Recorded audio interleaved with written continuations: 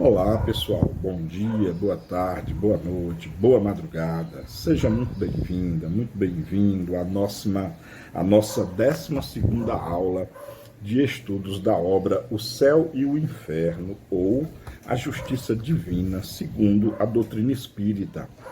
Meu nome é Marcos Vinícius e quero convidar você a passar aqui os nossos cerca de 10, no máximo 15 minutinhos, tratando desse estudo que é fascinante, importante, relevante, instigante e estimulante, que pauta o nosso imaginário, eu acredito que desde sempre, desde que nós temos consciência de nós mesmos. Bom, eu estou gravando essa videoaula, videoaula 12, numa manhã de quarta-feira, dia 19 de outubro de 2022. E na aula de hoje, vamos encerrar logo esse assunto aí do capítulo 6, que é doutrina das penas eternas. Vamos já logo acabar com isso, né? Porque você que é espírita, você que, mesmo você não sendo espírita, mas você que é cristão, ou mesmo você não sendo cristão, se você usar o raciocínio lógico e a razão, você vai entender que penas eternas não faz nenhum sentido. Mas vamos lá. Kardec se debruça ainda muito nesse assunto. Ainda falta que nós vermos 3 subitens, que é impossibilidade material das penas eternas, a doutrina das penas eternas fez sua época, e a história de Ezequiel, que na verdade é Ezequiel contra a eternidade das penas e o pecado original.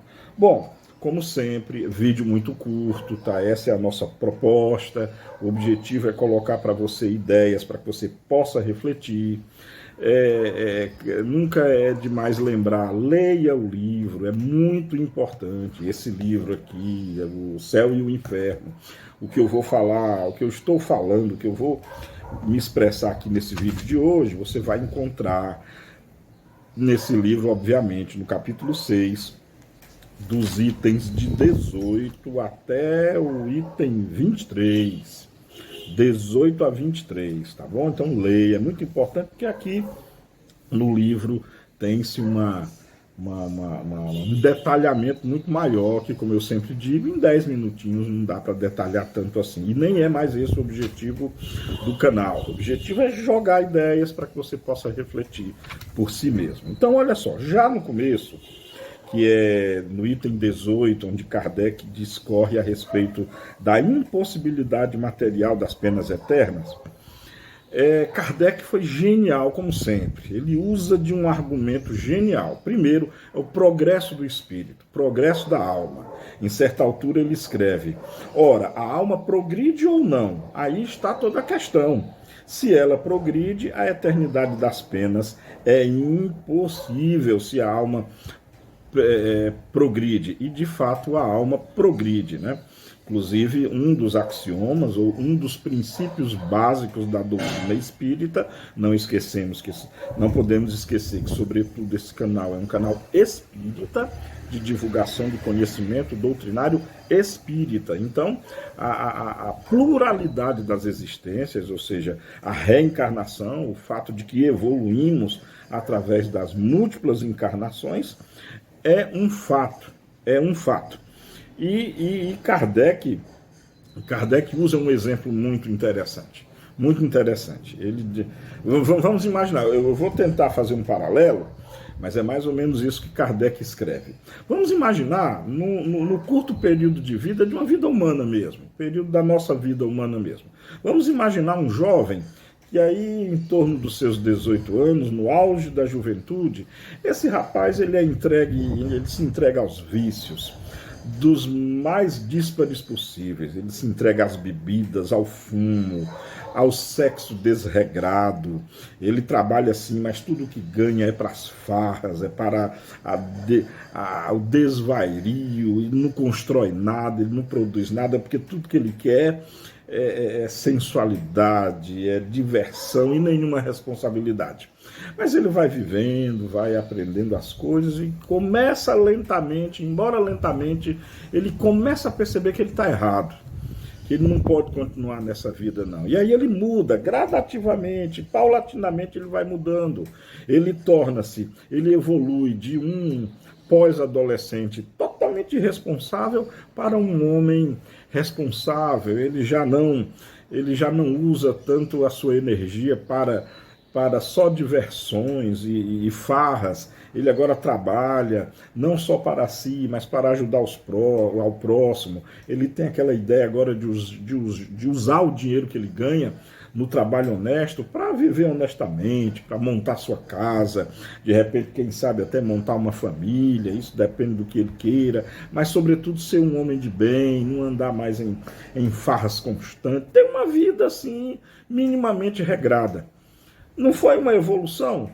Ele não saiu de um ser humano, ele não partiu de um ser humano irresponsável e atingiu a maturidade, nem que seja lá na velhice dele bem avançada, mas ele não tornou-se alguém melhor? Agora, olha só, olha a experiência maravilhosa que Kardec propõe. Vamos supor que esse mesmo jovem, com 18 anos, totalmente vicioso, mas por ironia do destino, aos 30 anos, ele é atropelado por um carro e morre. Ele não pôde mais evoluir, segundo as penas eternas. Ele não pôde mais melhorar, porque uma fatalidade ceifou a vida dele. Está vendo como não faz sentido a doutrina das penas eternas? Quer dizer, se ele tivesse tido uma chance, se ele não tivesse sido atropelado, ele teria melhorado, mas como uma fatalidade veio, ele não teve mais a chance. Brilhante o que Kardec demonstra com essa parábola, digamos assim. E a doutrina da reencarnação, que é a pluralidade das existências, que é aquilo que nós acreditamos, não, nós sabemos ser um fato, mostra e demonstra que nós evoluímos sempre através das múltiplas reencarnações, tá? E isso encerra esse subitem. O próximo subitem, né, que é a doutrina das penas eternas, fez sua época. Então Kardec também aborda aqui de maneira muito judiciosa, de maneira muito lógica, de maneira muito coerente, de que, perdão, para a época de um passado bem remoto, e olha que Kardec escreveu isso aí nos meados aí dos 1860, já alguma coisa. Mas dá para falar isso até os dias de hoje também. Para a época da doutrina das penas eternas, era talvez um mal necessário, porque era outra época, o ser humano estava muito embrutecido, o ser humano não tinha muita ideia sobre Deus, não. Aliás, não temos também nos dias de hoje, não, mas Jesus já nos deu um esclarecimento singular. A doutrina espírita já nos apontou mais coisas ainda. Então, hoje, com uma maturidade, digamos assim, mais proeminente, com um grau de evolução e inteligência mais acertado, com certeza vemos que essa época na qual a doutrina das penas eternas vingava, isso já passou. Sabemos, já discutimos aqui, por exemplo, que a história das penas eternas era usada pela igreja para arrecadar dinheiro, né? Vendia-se o céu e a pessoa podia comprar o seu afastamento do inferno, comprar mesmo com dinheiro. Eram as indulgências. Era outra época. Hoje, pelo menos de maneira tão financeira assim, talvez isso não aconteça não. Se acontecer, ainda é a guisa assim, de resquícios. Eu acho que quanto a isso, a humanidade já evoluiu sobremaneira. Então, como toda ideia na humanidade, ela tem sua época. E hoje, analisando com um cadinho da lógica, do raciocínio lógico, do uso da razão, percebe-se claramente que a doutrina das penas eternas não fazem mais nenhum sentido mesmo. Combinado? Encerrado esse tema. E bom, com relação a Ezequiel, Kardec aqui nesse subitem, que vai dos itens 25 até o item 23, ele faz uma coletânea do Velho Testamento e transcreve alguns versículos do Velho Testamento. Mais importante, na minha opinião, mas não deixem de ler o restante. Mas o último versículo que Kardec escreve, que está no capítulo 33, é o versículo 11 lá do livro de Ezequiel, já diz tudo. Diz eles estas palavras: Juro por mim mesmo, disse o Senhor Deus, que não quero a morte do ímpio, mas que quero que o ímpio se converta, que deixe seu mau caminho e que viva. Ezequiel 33, 11. Beijo no coração, amemo-nos como Jesus nos amou e até a próxima. Tchau.